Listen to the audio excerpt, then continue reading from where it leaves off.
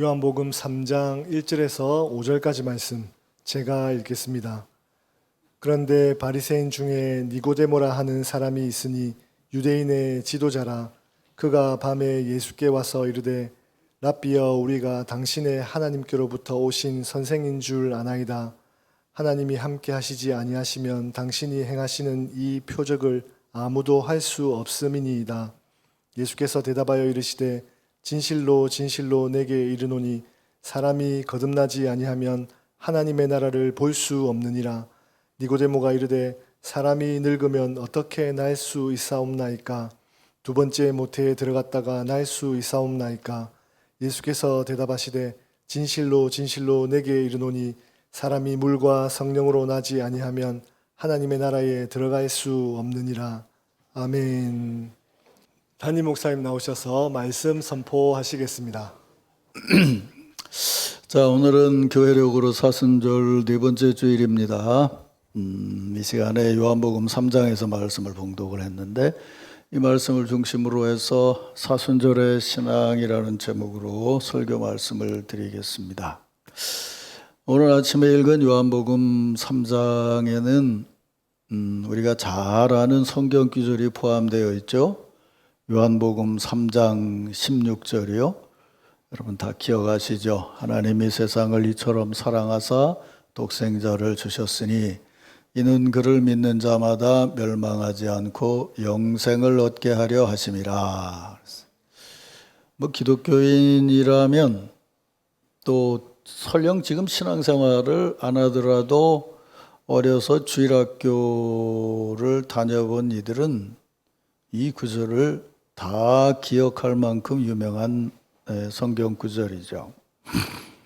이 성경 구절이 유명하고 중요한 이유는 이 짧은 구절 안에 기독교 진리의 핵심인 하나님의 사랑, 예수님의 사역의 의미, 또 인간의 멸망과 영생 등 그 중요한 것들이 담겨져 있기 때문에 그렇습니다. 요즘은 이제 많이 변화가 됐지만 어쨌든 기독교인들이 전도할 때 가장 많이 하고 했던 말이 하나님은 당신을 사랑하십니다. 또 예수 믿으세요. 예수 믿으면 영생을 얻습니다. 구원을 받습니다. 근데 이런 말들이 다 이 구절에서 나온 것이죠. 그래서 종교개혁가 마틴 루터는 이 요한복음 3장을 가르쳐서 작은 성경이다 그렇게 말했어요. 그러니까 성경 내용을 다 몰라도 이 구절을 알면 성경의 골자를 다 아는 것 같다. 그래서 작은 성경이다 이렇게 불렀습니다.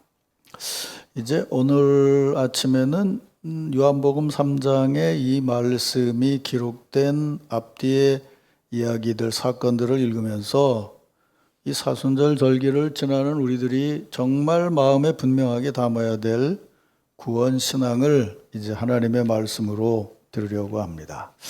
설교 말씀을 나누기 전에 우리 주일 아침 축복 인사를 나누죠.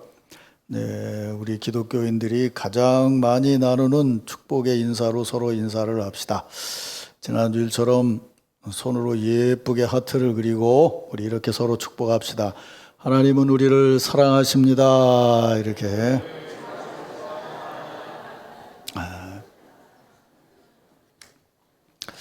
그래도 참 감사한 것은 가만히 있다가도 서로 축복할 때는 저렇게 신이 나서 축복하는 걸 보면 참 감사하죠. 한 번 더 합시다.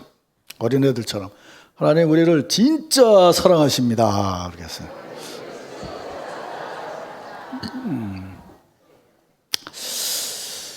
자, 지난 주일에 말씀드린 대로 그 사도 요한은 다른 복음서 기자들보다 늦게 복음서를 기록을 했어요.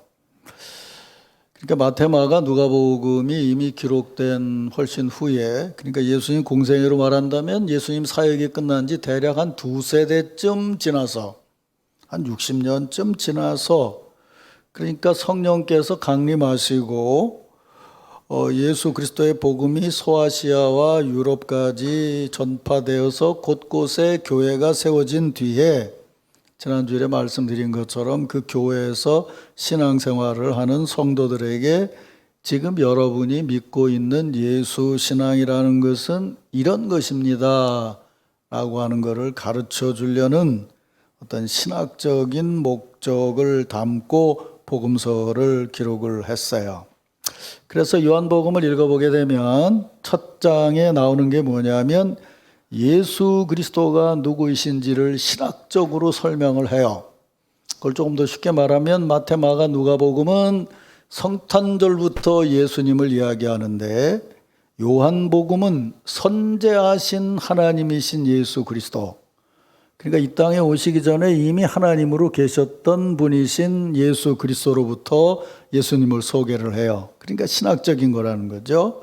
그래서 예수님이 누구신지를 신학적으로 설명한 다음에 2장에서는 예수님께서 이 땅에 오셔서 하신 사역이 무엇인가를 두 가지 사건을 예를 들면서 설명을 해요. 그게 지난주일에 본 것처럼 하나는 성전 청결 사건이고 또 하나는 가나의 혼인잔치 같다는 거죠. 그러니까 그 두 사건을 보면서 우리가 간단히 정리한다면 예수님의 사역은 장례식 같은 자리가 아니고 결혼식 같은 자리다. 또 예수님은 성전에 가서 예배를 하는 그런 신앙생활이 아니라 예수 그리스도가 성전인 신앙생활을 해야 된다. 이제 그걸 신학적으로 설명을 해요. 그래서 예수님이 누구시고 예수님이 어떤 사역을 하신다는 것을 말씀한 다음에 사도 요한은 3장부터 바로 그 예수님을 만난 사람에 대한 얘기를 일단 2장에 걸쳐서 얘기를 해요. 그게 3장에서는 니고데모고 4장에서는 수가성 여인인 것이죠. 오늘 읽은 본문에 보면 니고데모가 예수님을 만나러 왔다는 거예요. 성경에 나와 있는 정보를 전부 정리해 보면 니고데모는 요즘 말로 하면 국회의원이고 변호사고 뭐 학식도 있고 지위도 있고 재산도 있고 뭐 하나 부족할 것 없는 사회적인 유명인사였어요. 그런 유명인사가 예수님의 소문을 듣고 예수님을 만나러 왔다는 거죠. 그가 판단해 보니까 예수님이 전하시는 말씀과 사역은 분명히 하나님이 보내신 자의 사역인 것 같아서 만나보고 싶었어요. 근데 문제는 예수님이 자기 같은 엘리트가 아니고 당시 천대받는 변방의 갈릴리 출신의 나이 30살의 목수였다는 거예요. 거기다가 예수님 가까이 있는 사람들도 자신과 같은 부류가 아니고 어부, 세리 이런 사람들이었다는 거예요. 그래서 그는 예수님을 만나고 싶지만 소위 말하면 자신의 사회적인 지위 또 다른 사람들의 이목을 고려해서 낮에는 사람들 보는 데서 예수님을 만나러 갈 수가 없었어요. 그래서 그가 밤에 예수님을 만나러 온 거예요. 3장을 넘어서서 4장에 들어가게 되면 앞에서 말씀드린 대로 또 한 사람, 사마리아 수가성 우물가에서 한 여인이 예수님을 만나게 돼요. 니고데모와는 다르게 이 여인은 한낮에, 근데 그 한낮이 너무 더워서 당시 사람들이 낮잠을 자는 시간에 이 여인은 우물가에 물을 길러 왔어요. 성경에 따르면 이 여인은 남편이 5이나 있었다고 그래요. 운명이 기구해서 5번 결혼을 하게 됐는지, 결혼만 하면 남자가 죽어서 5번 결혼을 했는지, 아니면 정력이 세서 남편이 5이나 있었는지는 모르지만 어쨌든 동네에 그런저런 부정적인 소문이 돌고 있어서 다른 사람들하고 마주치기가 싫었던 거죠. 그래서 다른 여인들이 물 길러 오는 시간이 아닌 아무도 없는 대낮에 우물가에 나왔고 그 뜨거운 대낮에 예수께서 그를 만나러 오신 거죠. 자, 여기까지 얘기한 걸 다시 정리를 해보면 사도 요한은 예수님이 누구이시고 어떤 사역을 시작했는지를 전한 다음에 지금 3장 4장에서 예수님을 만난 사람을 얘기하는데 대표적으로 두 사람의 얘기를 이어서 전하고 있어요. 니고데모와 수가성 여인이요. 근데 이 두 사람이 대표적이라는 데는 분명한 의도가 있어요. 한쪽은 남자예요. 한쪽은 여자예요. 한쪽은 유대인이에요. 한쪽은 사마리아인이에요. 한쪽은 예루살렘에서 만났어요. 한쪽은 사마리아에서 만났어요. 한쪽은 사회적인 유명 인사예요. 한쪽은 얼굴도 못 들고 다니는 여자예요. 그러니까 여기까지 읽었을 때 은연중에 사도 요한이 의도하는 것은 뭐냐 하면 하나님이셨고 하나님의 아들이신 예수 그리스도께서 오셔서 그분이 이루신 것은 하나님 앞에 바른 예배를 드리는 것이고 그 자리는 축제의 자리고 기쁨의 자리인데 그 자리에 모여야 될 사람은 위로는 니고데모 같은 사람, 아래는 사마리아 여인 같은 사람. 그러니까 모든 사람이 이 땅에 사는 사람이라면 누구든지 남자든 여자든 유명인사든 천박한 여인이든 혈통이 좋은 사람이든 좋지 않은 사람이든 누구든 예수를 만나야 된다는 것을 은연중에 말씀하고 있는 거예요. 그걸 읽어야 요한복음을 제대로 읽어 나가는 거예요. 그래서 제가 요한복음은 절대로 쉬운 성경이 아니라고 말씀드린 거예요. 그런데 요게 또 재미있는 것은 이렇게 니고데모라는 사람이 예수님을 만난 얘기하고 사마리아 여인이 예수님을 만난 얘기 그 사이에 기가 막히게 들어있는 말씀이 뭐냐면 요한복음 3장 16절이에요. 그러니까 요게 뭐 여러분 아시잖아요. 니고데모는 밤에 왔단 말이에요. 근데 뭐 빛이 어둠을 비추면 어둠이 깨닫지 못하더라 뭐 이런 얘기가 나오는 것처럼 니고데모는 이 밤에 왔기 때문에 예수님이 누군지 몰랐다는 거예요.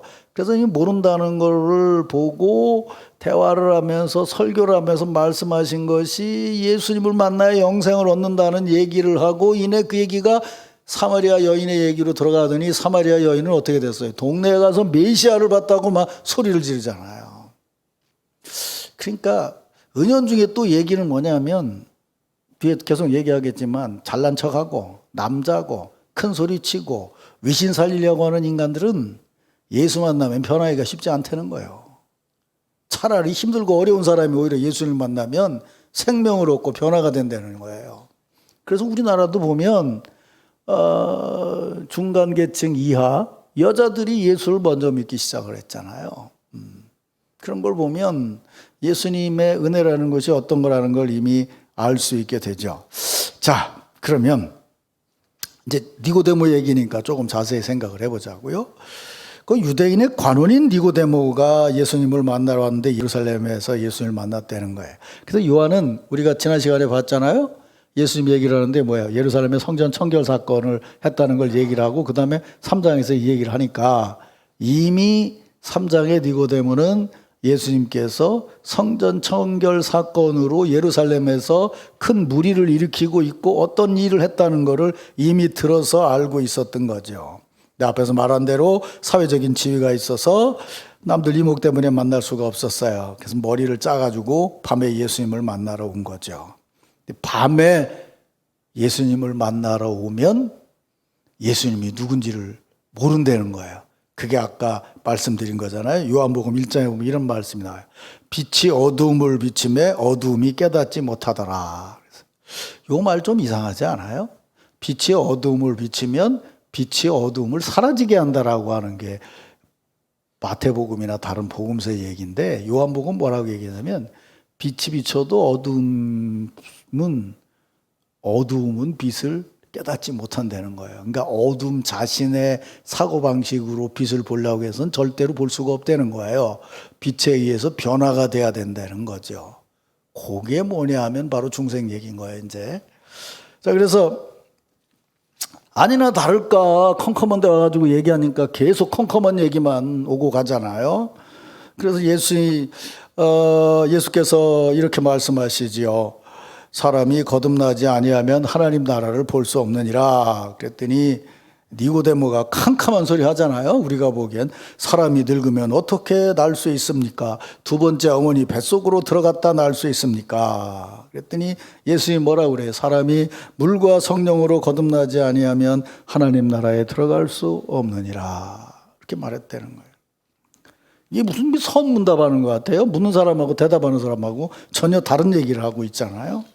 자, 우리가 보면 지금 뭐 이 정도의 신앙을 가지고 있는 우리가 보면 참 니고데모라는 사람 답답한 사람이다 이렇게 생각이 될 수도 있지만 사실은 지금 세상이 교회를 보는 것을 그렇게 볼 수도 있어요.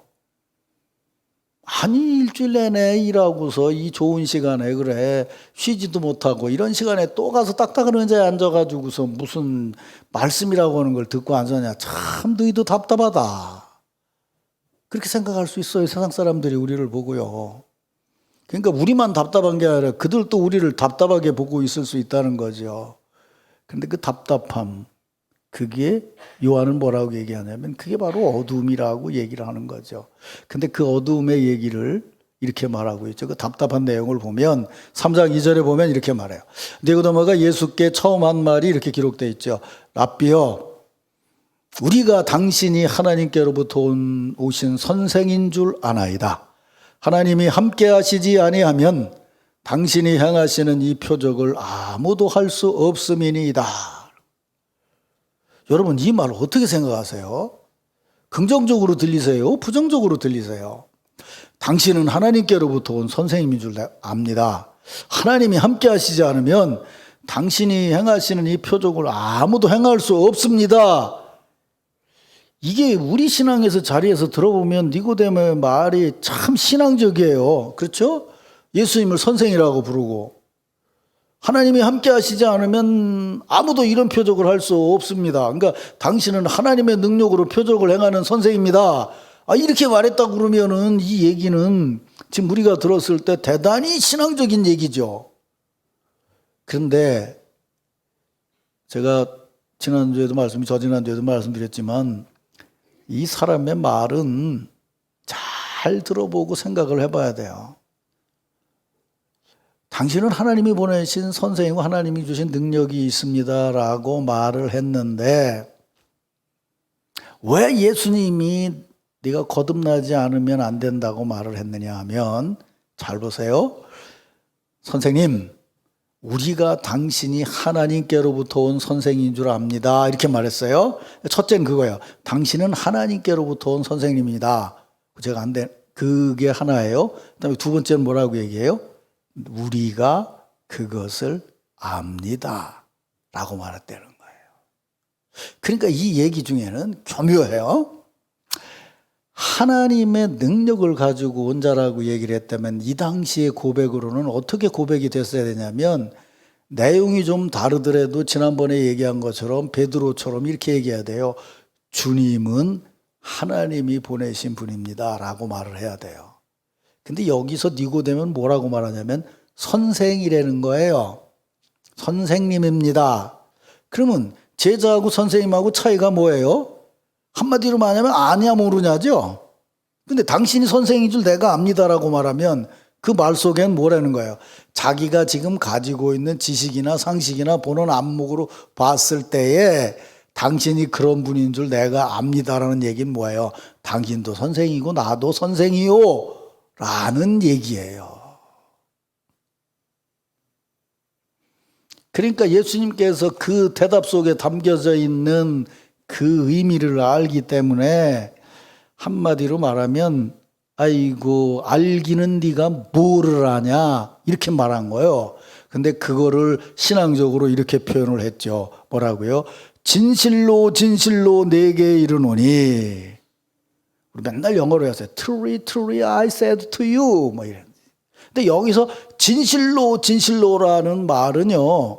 우리로 말하면 그 전에 이렇게 했어요. 아멘, 아멘 이런 얘기야. 믿습니다, 믿습니다 이런 얘기를 예수께서 얘기하셨다는 거예요. 이게 무슨 얘기냐면 아냐 모르냐 얘기가 아니고 진리다, 진실합니다 이런 뜻이에요. 그러니까 진실로 진실로 내게 이른다는 말은 내가 진정으로 진리를 말하는데 네가 지금 알고 있다고 하는 그 상식으로 네가 나와 하나님 나라를 알 수 있는 것이 아니고 네가 거듭나야 된다라고 말씀하셨다는 거예요. 거듭나지 아니하면 하나님 나라를 볼 수 없느니라. 그러니까 이게 말은 달라도 분명한 얘기죠. 예수님 사역이 뭐라고 그랬어요? 하나님 나라 사역이 무엇인지를 보여주는 표적이라고 그랬잖아요. 근데 당신이 오는 거 내가 압니다라고 얘기하니까 예수님이 뭐라고 했냐면 네가 알긴 뭘 아냐. 거듭나지 아니하면 하나님 나라를 볼 수 없다니까 네가 표적을 봤다고 그러는데 네가 봤다는 표적 그리고 네가 생각하는 의미와 내가 전하는 의미는 다르다는 거예요. 네가 알고 있는 세상적인 지식, 사회적인 지위 그것으로 결단코 알 수 있는 것이 아니라는 거예요. 이 얘기는요, 곁다리로 얘기를 한다면요, 이런 얘기가 될 수 있어요. 만약에 이 예배의 자리에 왜 그런 장애가 있는 아이들이 있잖아요. 그럼 뭐라고 얘기를 해야 되나?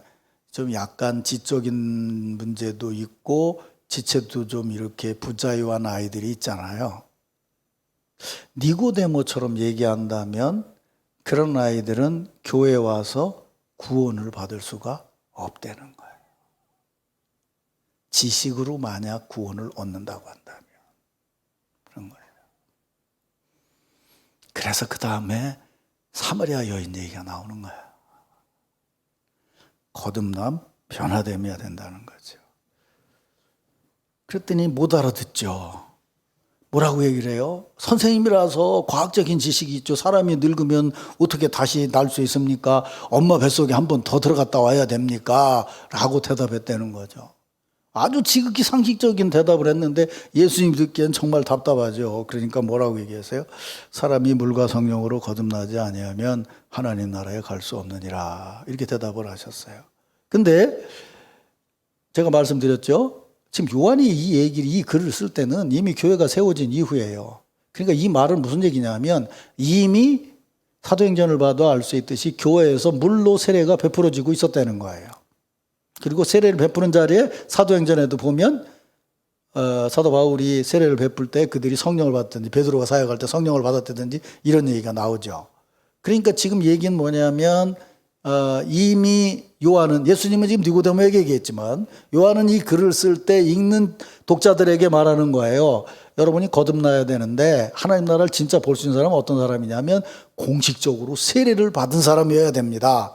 그리고 세례를 받을 때에 그의 심령이 바뀌어져서 요즘 제가 말씀드린 대로 얘기한다면 성삼위일체 하나님과 진정한 교제를 나누는 삶을 살아가고 있는 사람이어야 됩니다 라고 하는 거를 신자들한테 얘기를 했고 얘기하고 이 글을 읽는 사람들은 이미 그런 체험 속에 있기 때문에 아하 내가 예수를 제대로 믿고 있구나 라고 하는 것을 깨달을 수 있었다는 거예요. 믿습니까 여러분? 여러분도 지금 그 내용을 이미 알고 있잖아요. 그게 말하자면 교리적으로는 정리예요. 그런데 그거는 교리적인 것이고 교리를 믿어서 물론 우리가 신앙이 바르게 세워지지만 신앙은 온몸이 함께 움직여가는 영혼과 마음과 육체가 함께 움직여가는 삶의 태도요, 삶의 모습인 거예요. 그래서 그런 걸 전제로 해놓고 이 대목에 담겨져 있는 거를 요한복음적으로 얘기를 해보자는 거죠. 그러니까 물 세례를 받고 성령 세례를 받으면 거듭난다는 얘기인데 그 얘기는 형식이 됐지만 그 형식이 되기 전에 예수께서 이 말씀을 하실 때 담고 있는 신앙적인 의미는 뭐냐는 거죠. 근데 물과 성령으로 거듭나야 된다는 얘기를 들었는데 그 다음에 니고데모가 예수님께 말하기를 선생님 그러면 제가 여기서 지금 세례를 받겠습니다. 그러고 해서 세례를 받고 성령을 받았다는 얘기가 없어요. 그리고 그냥 얘기는 갑자기 설교로 바뀌어지더니 하나님이 세상을 이처럼 사랑하사 독생자를 주셨으니 이런 설교로 바뀌어지고 3장이 끝나고 그리고 4장에 사마리아 여인의 얘기가 나와요. 그러니까 이 성경을 제대로 읽는 사람은 3장에서 예수님과 니고데모와 대화 속에서 물었던 물음이 4장에 넘어가면서 대답이 나오게 될 거라는 것을 기대할 수 있게 되는 거죠. 그래서 물 얘기가 나와요. 그 재밌잖아요. 어떻게 했어요? 예수님이 6시에, 그러니까 오후 1시예요. 정말 뜨거울 때 그 물 길러 온 여인을 만나서 뭐라고 얘기해요? 나 물 좀 나오, 이렇게 얘기를 했어요. 그랬더니 아니, 유대인 외간 남자가 어떻게 상종도 안 하는 내게 물을 달라고 합니까? 그랬더니 나는 괜찮다, 이렇게 말씀한 게 아니라 거기서 신학적인 말씀을 하세요. 뭐라고 얘기해요? 4장 10절에 보면 네가 만일 하나님의 선물과 또 네게 물을 달라 하는 이가 누구인 줄 알았더라면 네가 그에게 구했을 것이요 그가 생수를 네게 주었으리라. 그리고 13절 위에 이 물을 마시는 자마다 다시 목마르려니와, 샘물 가르치는 거죠. 내가 주는 물을 먹는 자는 영원히 목마르지 아니하리니 내가 주는 물은 그 속에서 영생하도록 솟아나는 샘물이 되느니라. 그랬더니 그 여인이 그 물을 달라고 그러죠. 아까 말씀드렸잖아요. 거듭남이라는 것은 물로 거듭나는 것이다. 그럼 이 대목에서 뭔 얘기를 해요? 지금 목말라서 먹는 물 얘기를 했는데 물이 필요한 것은 목마름인데 그게 육체적인 목마름뿐만 아니라 삶의 자리에서 우리는 지독한 목마름과 갈증을 느끼고 살아가게 된다는 거죠. 네가 지금 그렇지 않냐 그 말이에요. 근데 그 문제를 해결할 수 있는 것은 뭐냐면 내가 주는 물을 먹는다. 그래서 이 대목을 어떤 신학자들은 여기서 물은 말씀이다 이렇게 얘기를 해요. 그냥 물이 말씀이다 그러면 이해가 안 되는데 내게서부터 나오는 것을 먹어야 된다 그러니까 말씀이라고 얘기하는데, 요한복음대로 말하면 예수님의 말씀이 아니고 예수님 자신이 말씀이시죠. 그러니까 이런 얘기예요. 무슨 얘기냐면 남편이 5이나 있고 지금 막 복잡하고 힘들고 어려운데 그 남편 문제를 가지고 계속 현실적인 걸 가지고 고민하고 뭘 하면 계속 갈증을 느낄 수밖에 없는데, 그때 그 남편 문제를 가지고 있는 자리에 누가 오셨냐면 예수께서 오셨어요. 근데 여기서는 말씀을 안 하지만 나중에 요한계시록에 가면 무슨 얘기가 나와요? 우리는 신부고 예수님은 뭐요? 신랑이시라는 거지. 그러니까 그분이 우리 마음에 들어와서 내가 지금 5명이나 남편을 바꾸면서 살던 속에서 생겼던 문제를 해결할 수 있는 것은, 그 문제를 제대로 들여다볼 수 있는 것은 참 말씀이고 참 빛이고 참 신랑이신 예수께서 내 마음에 들어오게 되면 그분은 하나님이시기 때문에 날마다 그분에게서 새로운 마음과 새로운 은혜가 솟아나게 될 것이라는 거예요. 그분은 선지자시기 때문에 내가 이런 문제에 있는 거를 다 아시는 분이시더라 그 말이에요. 그게 바로 물로 거듭나는 신앙생활이라는 거예요. 그래서 우리는 예수 그리스도를 성령으로 마음속에 모시고 산다는 것을 공동체 안에서 고백하는 것이 뭐예요? 세례 예식인 거죠. 그럼 또 하나가 있어요. 물 말고 또 하나 뭐라고 그랬죠? 성령으로 거듭나야 된다 그랬어요. 이 얘기 다음에 무슨 얘기가 나와요? 수가성 여인이 갑자기 예수님께 물어요. 요한복음 4장 20절에 보면 우리 조상들은 이 산에서 예배를 했는데 당신의 말은 예배할 곳은 예루살렘에 있다 하더이다 그랬어요. 진짜 성지순례를 가보니까 사마리아 성 안에 수가성 여인을 만났던 우물이 저 밑에 있는데요. 거기서 한참 올라오면 산 꼭대기에 따로 철조망을 쳐놓고 그 동네 사람들이 아닌 따로 철조망을 쳐놓은 산 꼭대기가 이렇게 있는데 사마리아인들은 아직도 그 산에 나무 하나를 놓고 거기가 아브라함이 이삭을 바친 데라고 믿고 있어요. 유대인들은 아브라함이 이삭을 바친 데를 어디라고 생각해요? 예루살렘 성전이 있는 데라고 생각을 하거든요. 그러니까 유대인들은 지금도 그렇게 생각해요. 근데 사마리아인들은 아직도 거기 자기네 산 거기에 아브라함이 이삭을 바친 데라고 해서 나무 하나가 있어요. 거기만 따로 관광 코스로 해서 이렇게 올라가게 돼 있더라고요. 밑에는 모슬렘들이 살고 있고, 그러니까 팔레스타인 원주민들이 살고 있고, 거기만 유대인들이 관리를 하더라고요. 그때부터 지금까지 그런 거예요. 근데 한번 생각을 해보자고요. 이게 우리가 요한복음 읽으면서 신학적인 의도가 있다는 걸 알 수 있는 게, 아니, 낮에도 사람 만나기 싫어서 안 오는 여자가 뭔 지가 예배에 관심이 많다고 너희는 거기서 예배 보는데 우리는 여기서 예배 봅니다라고 말을 하겠냐고.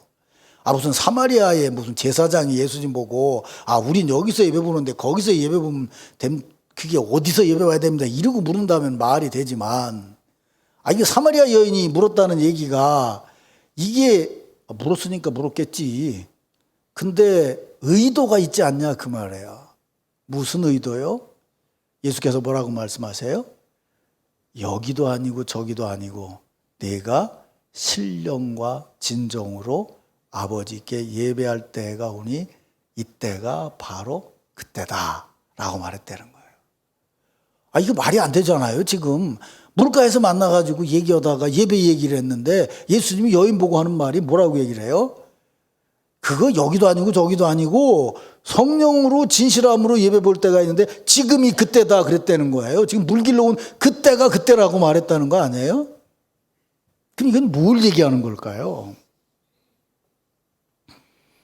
그러니까 하나님의 말씀으로 변화된 사람에게는 이내 그 변화와 더불어 나타나는 모습이 뭐냐면 하나님께 예배하는 삶을 산다는 거예요. 어디서나. 근데 그 예배하는 삶을 이끄시는 분이 누구시냐 하면 바로 성령이시고, 그 성령의 이끌림에 진실하게 응답하는 자가 성령으로 거듭난 자라는 거예요. 그러니까 혼자 집에 앉아가지고 기도 많이 해가지고 내가 막 이상한 걸 체험해서 그게 성령의 은혜다라고 얘기하는 거는 사도 바울이 말하는 그렇게 하지 말라는 잘못된 영적인 습관이고, 복음서대로 이야기를 하면 에베소에서 훗날 교회 지도자로서 성도들을 가르쳤던 요한의 말대로 얘기하면 성령의 역사는 하나님을 예배함에 임하는 것이에요. 왜? 그게 교제니까, 삼위일체 하나님과의 교제니까 교회론에서 말씀드렸잖아요. 기독교인은 절대로 예배를 드리고 안 드리는 걸 중간에 서서 너는 예배 보고 너는 안 보는구나 라고 서 있을 수 있는 자리가 없어요. 우린 틀림없이 변화되면 하나님을 경외하는 자든지 아니면 하나님의 말씀을 안 따르는 자든지 둘 중에 하나인 거죠. 그러니까 지금 구원을 얘기하면서 이내 물과 성령으로 거듭나야 된다는 얘기를 지금 하고 있는 거죠. 그래서 내면에 주님의 역사가 있고 외적으로 하나님을 예배하는 성령으로 충만한 자가 뭐라는 거예요? 그 사람이 하나님의 나라를 제대로 아는 사람이다 라고 말씀하고 있는 거예요. 그래서 사순절 절기를 지나면서 우리가 지금 모든 신자들이 기도할 때마다 하는 얘기가 그거예요. 예수님이 십자가에 고난을 받으시고 돌아가셔서 우리를 구원해 주셨습니다. 우리는 하나님의 자녀로서 그 은혜를 받았습니다 라고 말하는데, 그걸 요한복음적으로 얘기를 한다면 지금 이 얘기란 말이에요. 이 얘기 속에 담겨져 있는 신학적이고 바른 신앙적인 것을 바르게 정립하고 구원의 확신을 가지고 있어야 돼요. 나는 구원받은 자입니다. 우리 전도하고 옛날에 할 때 이런 거 물어요. 이제 막 배운 애들한테 예수 믿으면 죄사함을 받는다? 믿니? 아멘, 그래요. 그러면 예수 믿는 사람은 죄를 지어야 되냐? 안 지어야 되냐? 그럼 안 지어야 되죠? 그래요. 그럼 너 죄를 짓냐? 안 짓냐? 근데 갑자기 대답이 이제 모호해지지? 그러면 죄를 지으면 지옥에 갔는데 예수 믿고 나서 죄를 지으면 지옥에 가냐 안 가냐 이렇게 물어요. 참 그 대답하기 꼴쩍지근하잖아요. 그지? 간다고 하자니 그렇고 안 간다고 하자니, 그러니까 교리적으로는 예수를 믿으면 지옥에 죄를 져도 지옥에 가는 것이 지옥에 가지 않는다고 합니다. 믿습니다. 아멘. 그래. 그럼 넌 바른 신앙을 가졌다 이렇게 얘기를 해요. 그 전부 말장난인 거예요. 제가 보기엔.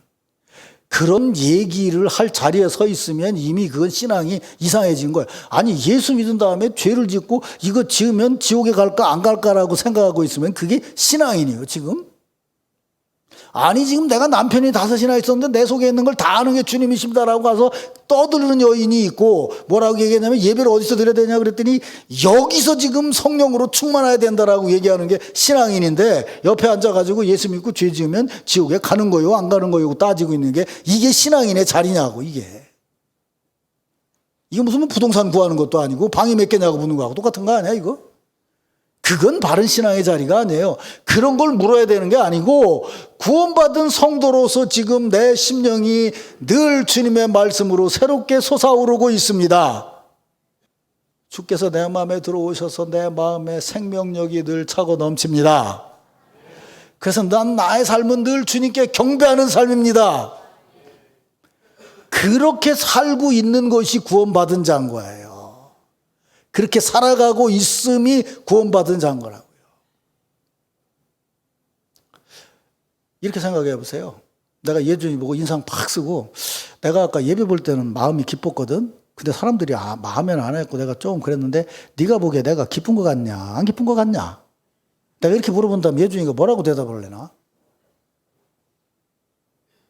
그렇게 묻는 것 자체가 문제인 거예요.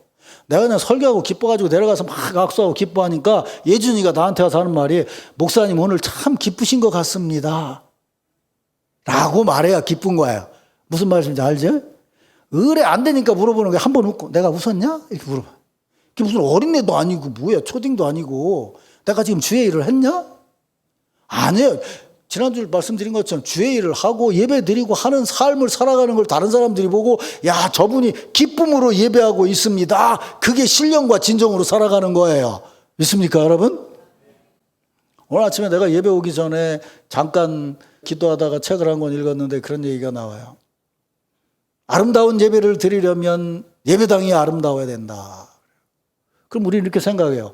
우리 교회 리모델링이 참 아름답게 돼 있어서 누가 와서 기도를 해도 여러분은 잘 모르지만 다른 교회 있는 사람들이 우리 교회 오면 앞자리에 앉으면 참 기도하고 싶은 마음이 듭니다. 예배당이 참 마음을 편안하게 합니다. 이런 때 아멘 하는 사람만 우리 교회냐. 그런단 말이에요. 근데 그분은 뭐라고 얘기하냐면요. 예배당이 암만 아름답게 꾸며져 있어도 정작 예배를 드리는 사람들의 표정이 아름답지 않으면 그 예배당이 아름다운 것입니까? 라고 물어요. 도대체 이 예배당을 구성하는 것이 누구냐 그 말이에요. 건물이냐고요. 잘된 데코레이션이냐고요. 아니에요. 예배를 드리고 말씀을 듣고 찬양하는 사람들이 곧 예배당이에요. 세상 때문에 쉽지 않아요. 그래서 찬양할 때 억지로라도 열심히 같이 하려고 애를 써야 돼요. 기도할 때도 한마디도 빠지지 않고 저 기도에 내 마음을 싣겠다는 마음으로 기도해야 돼요. 내가 가끔은 하나님은 아니지만 눈 뜨고 보면 최 장로님은 열심히 기도하는데 이러고 있어 어떤 사람은. 그게 뭐냐고 그게. 지금 하나님 앞에 기도하고 있는데 찬송하는데 또 가만히 앉아가지고 또 희한해 진짜. 가만히 있다가 찬송만 부르면 다른 장을 넘겨. 다른 장을 넘겨. 쳐다보고 있고. 이게 뭐 하는 짓이냐고 그게. 참 이상한, 참 성격도 이상해 진짜 어떤 사람들은 보면. 아니 지금 뭔가 되면 거기 몰입해서 하나가 돼서 하나님 앞에 영광을 돌릴 수 있어야죠. 믿습니까 여러분? 그게 하나님 앞에 신령과 진정으로 살아있는 거죠. 사순절 절기를 지나면서 그게 안 되니까 그 훈련을 계속 하려는 거예요. 믿습니까 여러분? 그게 새 사역을 시작하고 새봄 사역을 시작하는 여러분의 신앙의 자리예요. 그래서 제가 요 지난 주간부터 자꾸 싫은 소리를 해. 듣기 싫은 소리, 찔리는 소리를 해. 왜? 고치라고. 단단 내가 충청 사람이라 지음자인데 사순절만 되면 내가 경상도 사람으로 바뀌어. 그래갖고 막 뭐라 그래. 근데 고쳐야 돼. 스스로 자꾸 작은 것부터 고쳐 나가면서 바른 신앙의 삶을 살아야 돼. 설교 정리하겠어요. 물과 성령으로 거듭났다. 그래 나는 거듭난 사람이야. 예수 믿는 사람이야. 그 말이 거듭난 게 아니에요. 지금 내가 말씀으로 늘 솟아오르는 심령이 새로워지는 삶을 살아가고 있고 성령으로 예배드림이 기쁘고 감사하고 즐거운 삶을 살아가고 있으면 나는 물과 성령으로 거듭난 자예요. 기쁨 가운데. 이런 은혜가 사순절 절기를 지내는 여러분 모두에게 함께하기를 주의 이름으로 축원합니다.